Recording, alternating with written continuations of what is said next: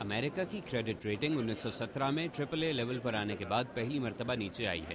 صدر اوباما کی کوشش ہے کہ سرمایہ کاروں کا اعتماد بحال کیا جائے۔ This is the United States of America. یہ یونائٹڈ اسٹیٹس آف امریکہ ہے۔ اس سے کوئی فرق نہیں پڑتا کہ کوئی ایجنسی کیا کہتی ہے۔ ہماری ریٹنگ AAA تھی اور AAA رہے گی۔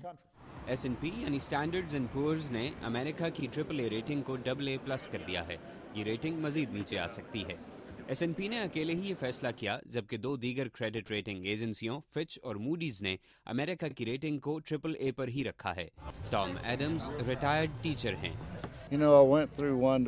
میں نے 1930 کا معاشی بحران دیکھا ہے۔ جو کچھ ہو رہا ہے وہ مجھے اچھا نہیں لگ رہا۔ یہ اچھا نہیں ہے۔ میں ڈرا ہوا ہوں۔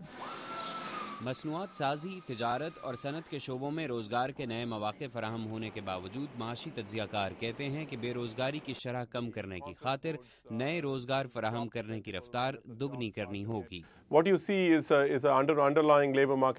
آپ جو کچھ دیکھ رہے ہیں اس میں ہنرمندوں کے لیے روزگار کے مواقع بڑھ رہے ہیں، مگر اس کی رفتار ہموار نہیں، اور یہ واضح ہے کہ ہم ابھی بحران سے باہر نہیں آئے۔ کچھ لوگ ایسے بھی ہیں جو روزگار دستیاب ہونے کا انتظار نہیں کر رہے، بلکہ چھوٹی سطح کا کاروبار شروع کر رہے ہیں۔ شیرن جیرمیا خود زیورات ڈیزائن کر کے فروخت کرتی ہیں۔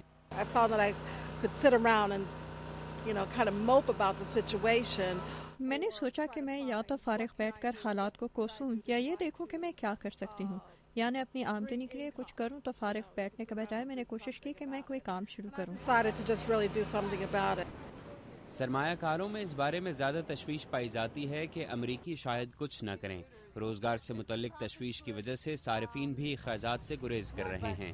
ایک اندازے کے مطابق امریکی معیشت کا 70% عام صارف کے اخراجات پر منحصر ہے۔ محمد عاطف، اردو VOA، واشنگٹن۔